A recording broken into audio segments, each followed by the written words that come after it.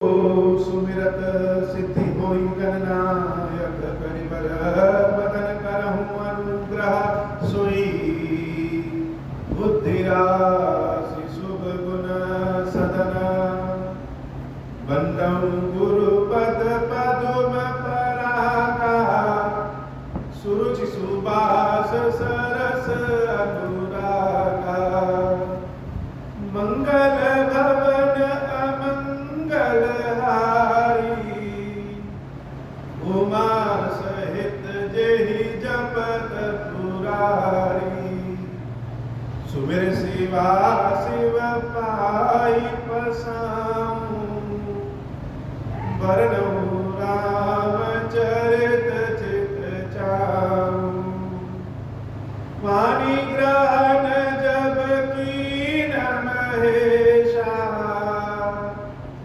Hershey तब सकल सुरेशा हरि राम चरित सब आए प्रेम पुलक लोचन जल छाए कवन सो काज कठिन जग माही जो नहीं होई तात तुम पाई राम काज लगी तब अवतारा सुनता ही भयाऊं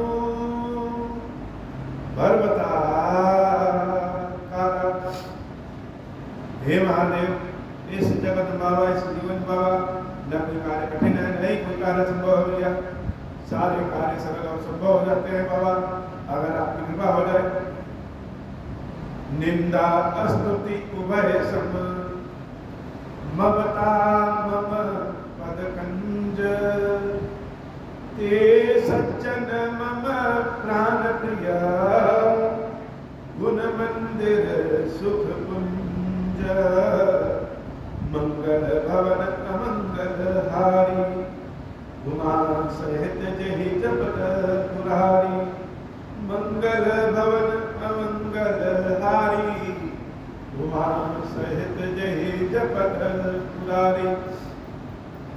आइए कथा में हम लोग चलते हैं प्रभु श्री राम के पास, जहां एक वाटिका में प्रभु श्री राम से भरत जी महाराज ने प्रश्न पूछा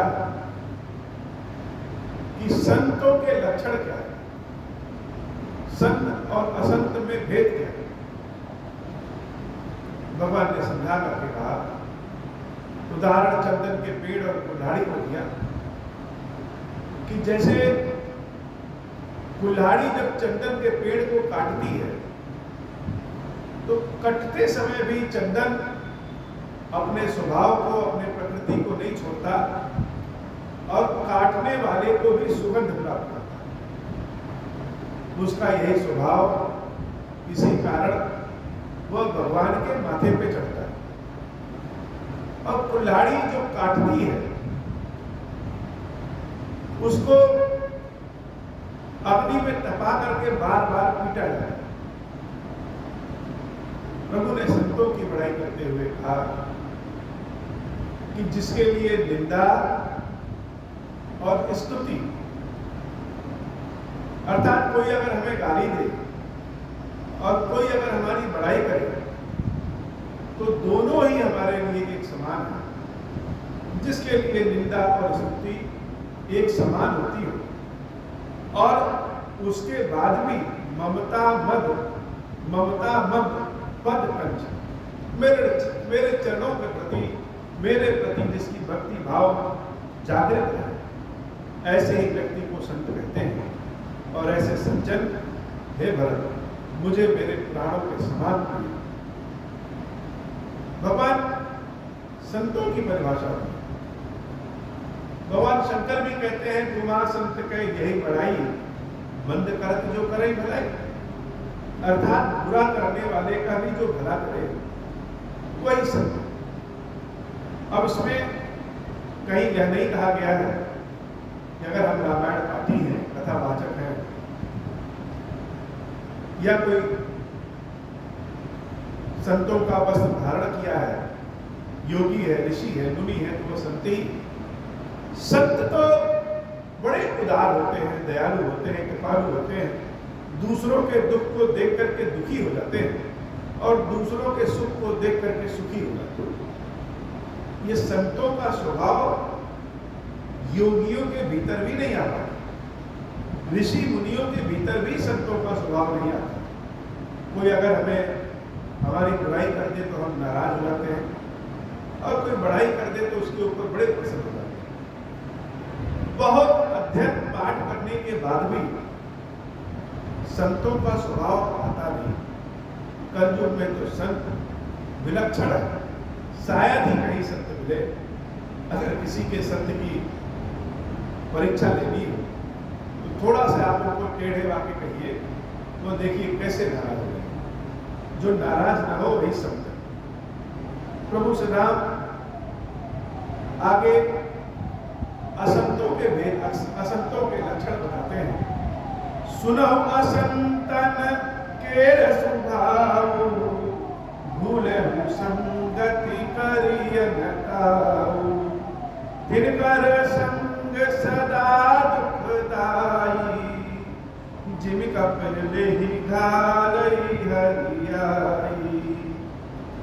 खलन हृदय अति ताप विशेषी, जरहि सदा पर संपत्ति देखी। जहाँ निंदा सुनहि पराई, हर्षहि मनहु परिनिधि पाई। काम क्रोध मद लोभ परायण, निर्दय कपटी कुटिल नरायण। बैर अकारण सब काहू सो, जो कर हित अनहित ताहू सो। झूठ ही लेना झूठ ही देना, झूठ ही भोजन झूठ चबेना। बोलहि मधुर बचन जिमि मोरा, खाई महा अहि हृदय कठोरा। मंगल भवन अमंगल हारी, उमा सहित जेहि जपत पुरारी। परद्रोही परदारत, परधन पर अपवाद। तिनर पावर पाप में, देह धरे मनुजाद। मंगल भवन अमंगल हारी, उमा सहित जेहि जपत पुरारी। लोभई ओढ़न लोभई दासन, सिसनोदर पर जमपुर त्रासन। काहू की जहो सुनहि बड़ाई, श्वास लेहि जनु जूड़ी आई। जब काहू कहे देखहि विपत्ति, सुखी भये मानहु जगदपति। स्वार्थ रथ परिवार विरोधी, लंपट काम लोभ अति क्रोधी। मातु पिता गुर विप्र न मानहि, आप गए अरुघारहि मानहि। करहि मोह बस द्रोह परावा, संत संग हरि कथा न अभावा। अवुन सिंधु मंदमति कामी, वेद विदूषक पर धन स्वामी। विप्रद्रोह परद्रोह विशेषा, दंभ कपट जिय धरे सुदेशा। मंगल भवन अमंगल हारी, उमा सहित जेहि जपत पुरारी। ऐसे आधम मनुज खल, कृत जुग त्रेता नाही, द्वापर कछुक वृंद बहु, वही कल जुग माही। मंगल भवन अमंगल हारी, उमा सहित जहि जपत पुरारी। मंगल भवन अमंगल हारी, उमा सहित जहि जपत पुरारी। मंगल भवन अमंगल हारी, उमा सहित जहि जपत पुरारी। संतों के लक्षण तो भगवान ने बताया और आगे असंतों के लक्षण भी बताए। असंतों के लक्षण प्रभु ने बताते हुए कहा कि दूसरों की निंदा सुनने में समय व्यतीत हो जाता है और दूसरों के दुख को देख करके इतना अच्छा लगता है जैसे स्वयं राजा हो। अंत में भगवान ने कहा कि जो असंत है ये सतयुग में और त्रेता में तो कम है, द्वापर में थोड़े अधिक होंगे, लेकिन कलयुग में सबसे ज्यादा। तो अगर हम स्वयं पे देखें तो संतों के लक्षण मेरे अंदर एक भी नहीं। क्रोध तो बात बात में आ जाता है, कोई दूसरा कुछ बुरा हमको कह दे तो बिल्कुल अच्छा नहीं लगता है, कोई बड़ाई कर दे तो बहुत अच्छा लगता है। संतों के एक भी लक्षण मेरे अंदर नहीं और असंतों के लक्षण को देखें तो सारे असंतों के लक्षण मेरे ही भीतर। एकाध को छोड़ दे वो भगवत कृपा के कारण वो एकाध लक्षण नहीं है। जैसे जो असंत होते हैं उनको भगवान की कथा प्रिय नहीं होती, लेकिन भगवान की कथा हमको प्रिय। बाकी जितने भी उनके लक्षण हैं, माता पिता के, गुरु के, विप्रों के, जो बात न माने वो असंत है। इस कलयुग में अगर देखें तो हम सब के भीतर कुछ न कुछ संतों के लक्षण और कुछ न कुछ नहीं, बहुत ज्यादा असंतों के लक्षण। बहुत बार हम बहुत सारे कथावाचक, बहुत सारे मानस में विद्वान, पुरोहित, पंडित, अब वो किस जाति के हैं पता नहीं, लेकिन इन सबके जीवन में, इन सबके संसार में जब हम घुसे तो यह कहते हुए शर्म लग रही है। कहना नहीं चाहिए, किसी की निंदा नहीं करनी चाहिए, इसलिए नहीं कहेंगे। यह मान लीजिए कि हम स्वयं के अंदर ही, हमारे भीतर ही सारे असंतों के लक्षण। कलयुग में असंतों के लक्षण होने के बाद अगर भगवान के नाम में रुचि आ गई, भगवान की कथा कहने सुनने में मन लग गया, तो इसी एक डोर के सहारे वैतरणिक पार। यह जीवन बड़ा छोटा है और अवगुणों से भरी इस देह रूपी कोठरी से अवगुण समाप्त ही नहीं होते। क्या साधना करें और क्या भगवान को प्राप्त करें, लेकिन बार बार प्रयास करते रहने से, भगवान के नाम का स्मरण करते रहने से जरूर गंदगी साफ होगी। इसलिए असंतों के लक्षणों पर ज्यादा चर्चा न करें। आगे प्रभु श्री राम ने जो बताया, परहित सरस धर्म नहीं भाई, पर पीड़ा सम नहीं अधमाई। इस सबसे बड़ा धर्म क्या है? भगवान बिना किसी रुकावट के बड़े बुलंद आवाज में कहते हैं कि दूसरों का हित करना, इसके समान संसार में कोई धर्म नहीं। अगर हम दूसरों का हित कर रहे हैं, यह सबसे बड़ा धर्म है, और अगर हम दूसरों को दुख पहुंचा रहे हैं तो इससे बड़ा पाप संसार में कोई नहीं।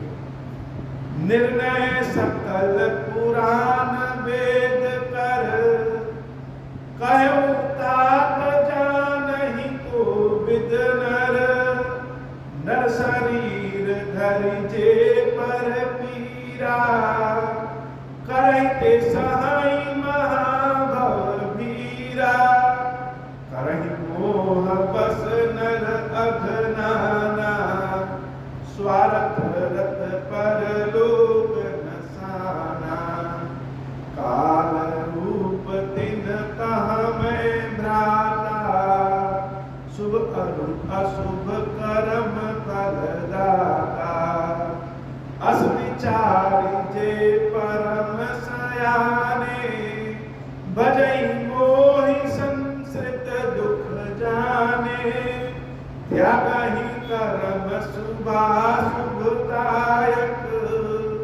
भजई मोहि सुर नर मुनि नायक, संत असंतन के गुण भाषे, दिन परहि भव जिन लखी राखे, मंगल भवन अमंगल हारी, उमा सहित जेहि जपत पुरारी, सुनहु तात माया कृत, गुण अनु दोष अनेक, गुण यह उभय न देखियहि, देखिए सो अविवेक, मंगल भवन अमंगल हारी, उमा सहित जेहि जपत पुरारी, मंगल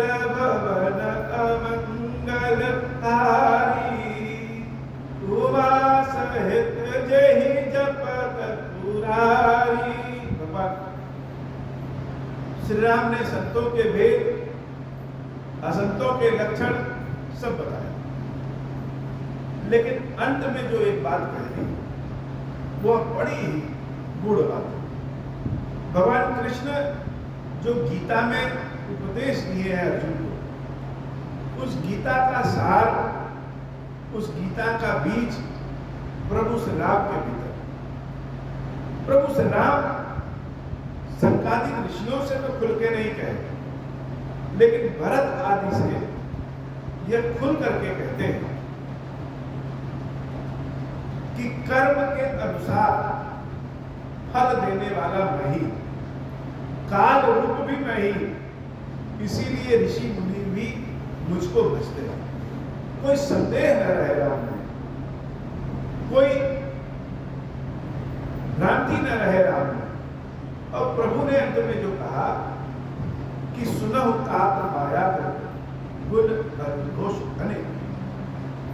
जैसे अगर हम कोई सोने का जेवर बनाने जाएं तो 24 कैरेट सोने के जेवर तो बनते नहीं, कुछ ना कुछ उसमें मिलावट करना पड़ता है। ऐसे इस संसार या संसार माया के द्वारा बनाया गया है और माया के कार्यों में कुछ गुण और कुछ दोष है। एक ही दोष कहीं पे जाके गुण हो जाता है और वही गुण कहीं पे जाके दोष हो जाता है। तो क्या कहा है? यह तो बड़ी विडंबना वाली बात हो गई कि गुण ही दोष हो जाता है और दोष ही गुण हो जाता है। तो कैसे करें, क्या करें? भगवान ने, है तो बड़ा कठिन रास्ता, लेकिन इसकी चाबी दी है कि गुण यह उभय न देखिए, देखिए सो अविवेक। न किसी के गुणों को देखे और न ही किसी के दोष को। अब ऐसा कैसे हो सकता है कि हम किसी के गुण को भी न देखें और दोष को भी न देखें? यह अभ्यास की बात है। यह 20 साल, 25 साल, 40 साल, 50 साल की उम्र में नहीं हो और ना ही किसी एक दो जन्म में हो। जन्मों के अभ्यास से यह होता है कि हम न किसी के गुण देखें और ना ही किसी के दोष देखें। तो क्या देखें? सारे संसार को ईश्वर में थे। ऐसा संन्यास, ऐसी सन्यासी कोई बन नहीं पाता। यह बहुत कठिन है। कलयुग में भगवान के नाम का सहारा, भगवान के नाम को अगर हम जपना शुरू कर दें, ओम श्री राम, ओम श्री राम, ओम श्री राम, अगर यह नाम हम जपना शुरू कर दें तो धीरे धीरे जिह्वा को आदत हो जाती है, हृदय की धड़कनों को आदत हो जाती है, और हम कहीं कोई भी काम करते रहे, लेकिन यह ओम श्री राम, ओम श्री राम, ओम श्री राम, यह हमारी सांसें अपने आप चलती है। तो नाम का बड़ा प्रभाव है, और नाम के प्रभाव से हम कुछ भी प्राप्त कर सकते हैं। हाँ, कुछ भी प्राप्त कर सकते हैं। नाम के प्रभाव से ही ऐसा गुण होगा कि हम ना किसी में गुण देखें और ना ही किसी में दोष देखें, भगवान के रूप को देखें। और यह बात जब प्रभु श्री राम अपने मुख से कहते हैं तो सभी लोग बड़े ध्यान से सुनते हैं कि आज तक यह बात किसी ने नहीं की कि सुनहु तात माया कृत गुण और दोष अनेक। माया ने अनेक गुण बनाए, अनेक दोष बनाए, तो विवेकी वही है जो न किसी के गुण को देखे और न किसी अवगुण को देखे।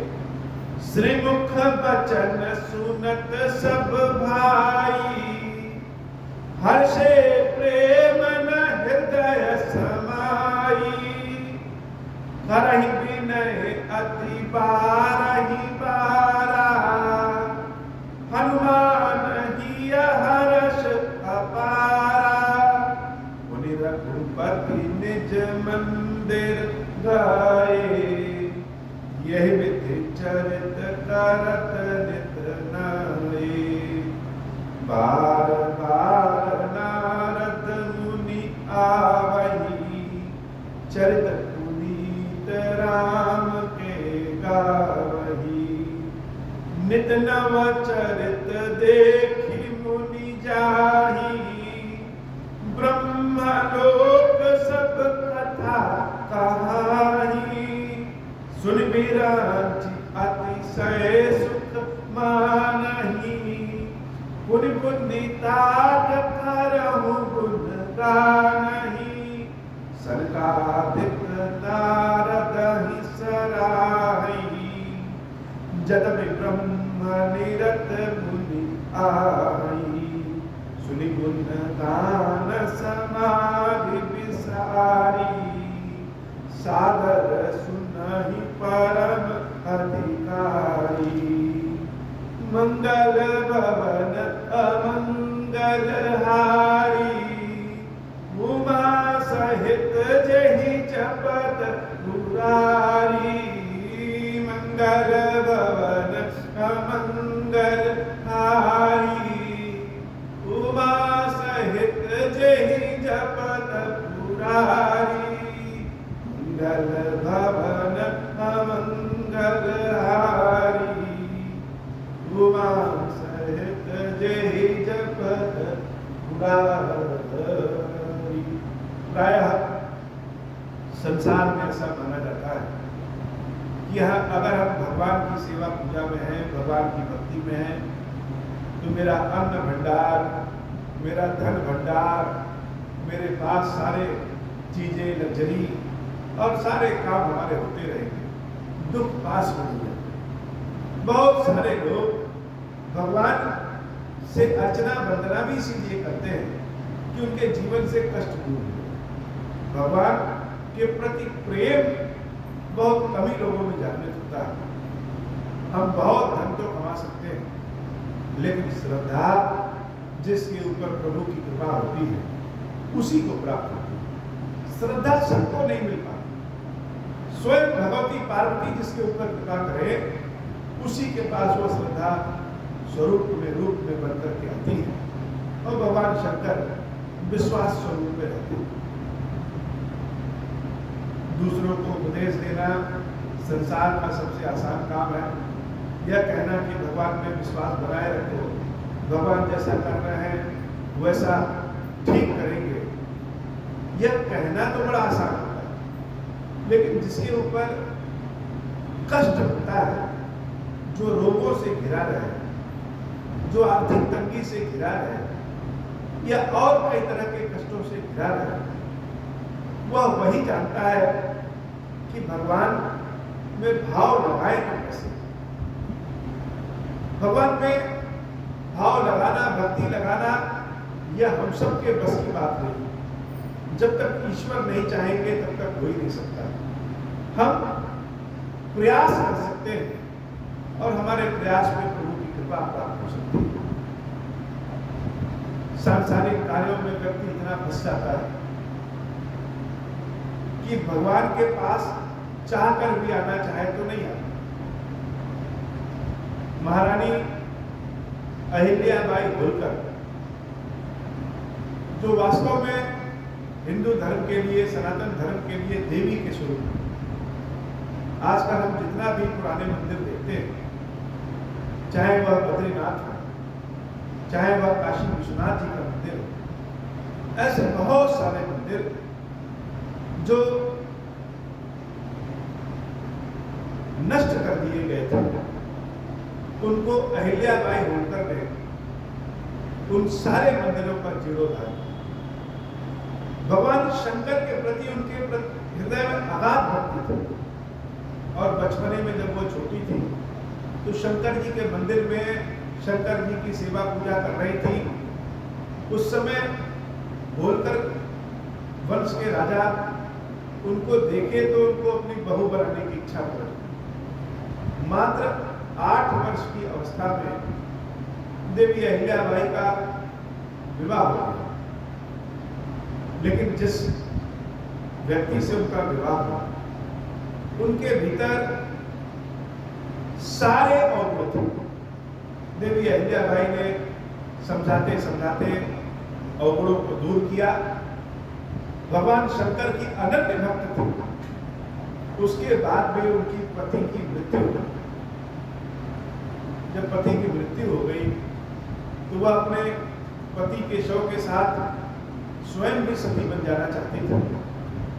लेकिन देवी अहिल्या के ससुर ने उनको समझाया कि तुम्हारा जीवन संसार के लिए बहुत उपयोगी है बेटी, और हमारी इच्छा है कि तुम सती ना हो।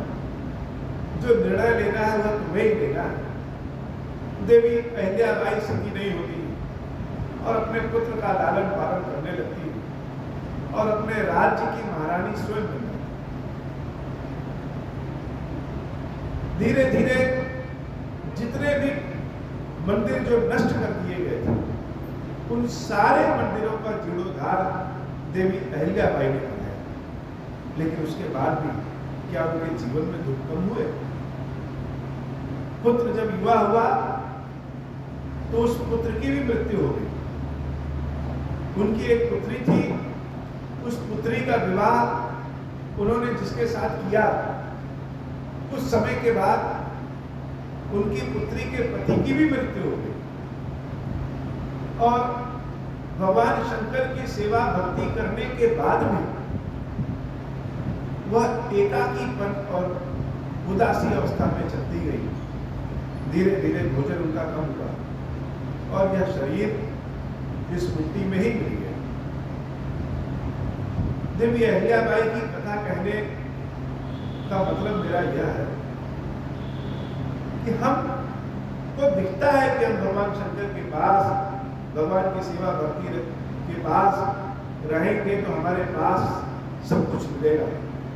लेकिन भगवान की दृष्टि तो बहुत बड़ी। भगवान के अनन्य भक्त, देवी काली के अनन्य भक्त रामकृष्ण परमहंस, जिनसे स्वयं साक्षात मां काली मिलने आती थी, उनके भी गले में कैंसर था। भगवान बुद्ध, जो स्वयं ईश्वर माने जाते हैं, अपने अंतिम समय में ऐसा कहा जाता है कि कोढ़ से ग्रस्त हो गए। तो हम क्या कहें कि क्या यह लोग पाखंडी थे? क्या इनको भगवान की कृपा प्राप्त नहीं थी? यह दृष्टांत हम सबके सोच से परे है। भगवान की जो सेवा भक्ति होती है वह एक जन्मों की नहीं होती। यह उनका एक ऐसा जन्म होता है जो पुराने जन्मों के जो कर्म होते हैं उनके दुख को समाप्त करना रहता है, ताकि जीवात्मा को मोक्ष मिल सके। अब हमको तो दिखता है कि भगवान की शरण में जाने के बाद भी कष्ट है, और जो लोग भगवान की शरण में नहीं गए हैं वो बड़े आनंद में हैं, वो ऐसा नहीं। सबको कष्ट भोगना है। जो हमने कर्म किए हैं उसको तो भोगना ही भोगना है। उन कर्मों की शक्ति को कम या ज्यादा करने का अधिकार भगवान शंकर में। भाव ही में सकही त्रिपुरारी, हमारे माथे पे ब्रह्मा जी ने जो लिख दिया उसको मिटाने की शक्ति और नया कुछ लिखने की शक्ति केवल भगवान शंकर में। और भगवान शंकर जो करें वह अच्छा ही करते हैं। प्रभु अगर कष्ट देते हैं तो अपना साथ भी देते हैं, और सामने वाले को लगता है कि कष्ट है, लेकिन वास्तव में वह कष्ट नहीं होता, दिखता है। भगवान शंकर की भक्ति, प्रभु की भक्ति अपार आनंद प्रदान करती है। और जैसे गंदी चीजों को हम अपने घर में ले जाए तो पहले धुल देते हैं, वैसे ही जब हम भगवान की शरण में पहुंचते हैं तो हमारे भीतर की जो गंदगी है, हमारे जो कर्म फल की गंदगी है, इनको भगवान कष्ट से धुल देते हैं। और जब हम निर्मल हो जाते हैं तो प्रभु स्वयं में समाहित कर देते हैं। जीवन मुक्त ब्रह्मा पर चरित सुनहि तज ध्यान, जे हरि कथा न करही रत दिन कह दिया पाषाण। प्रभु श्री राम कह रहे हैं, भगवान शंकर भी कह रहे हैं कि जो भगवान की कथा में रुचि नहीं रखता, न कहता है न सुनता है, उसका हृदय न होकर के पत्थर है। और जीवन मुक्त तो प्रभु की कृपा से ही हो सकता है। एक बार प्रभु श्री राम अपने सारे अयोध्या वासियों को अपने पास बुलाते हैं।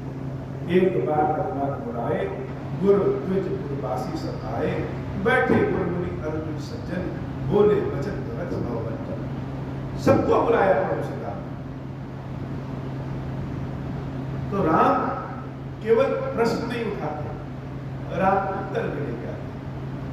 भक्ति प्राप्त कैसे किया जाए, राम जी की भक्ति कैसे प्राप्त करें, इसका उत्तर स्वयं प्रभु श्री राम बताएं। यह प्रकरण बड़े ध्यान से समझने वाला, पूछने वाला। प्रभु श्री राम की कही बातें ही सत्यम शिवम सुंदरम। भगवान की कथा आज इतनी, आगे के दिनों में हम यह कथा सुनेंगे कि भगवान की भक्ति को प्राप्त कैसे करें। अब हो प्रसन्न प्रभु मोकर, नाथ दीन पर नेहु, निज पद भगति देहु प्रभु, भुनि दूसर बर देहु। तब मायावश जीव जड़, संतत फिरहि भुलान, हम पर क्रोध न करिय प्रभु, कृपा सिंधु भगवान। शंकर दीन दयाल, अब हम पर हो कृपाला। साप अनुग्रह होई जहि विधि, नाथ तो वही काल। दीन दयाल विरुद्ध संभारी, हरहु नाथ मम संकट भारी। जय विधि होई नाथ हित मोरा, करहु सुबेगी जानि दास मैं तूरा। राम राज बैठे त्रैलोका, हर्षित भय गए सब शोका। जे सकाम नर सुनहि जे गावै, सुख संपत्ति नाना विधि पावै। जो इच्छा करिहु मन माहि, हरि प्रसाद कछु दुर्लभ नाही। मंगल भवन अमंगल हारी, उमा सहित जेहि जपत पुरारी। मंगल भवन अमंगल हारी, उमा सहित जेहि जपत पुरारी। बोले श्री गिरीश्वर महादेव की, गिरीश्वरी मैया की सदाई जय हो। गिरीश्वर हे भगवान शंकर, आप ऋण पातक दुर्भाग्य और दरिद्रता की निवृत्ति के लिए तथा संपूर्ण पापों का नाश करने के लिए मुझ पर प्रसन्न होइए। मैं दुख और शोक की आग में जल रहा हूँ, संसार भय से पीड़ित हूँ, अनेक प्रकार के रोगों से व्याकुल और दीन हूँ। हीरेश्वर मेरी रक्षा कीजिए। देव देवेश्वर सबको निर्भय कर देने वाले महादेव जी, मेरी सिद्धि पूजा को पार्वती जी के साथ ग्रहण कीजिए। मेरा मंगल करिए। महादेव सुशंभो महादेव सुशंभो महादेव शिव शंभो। ओम श्री राम।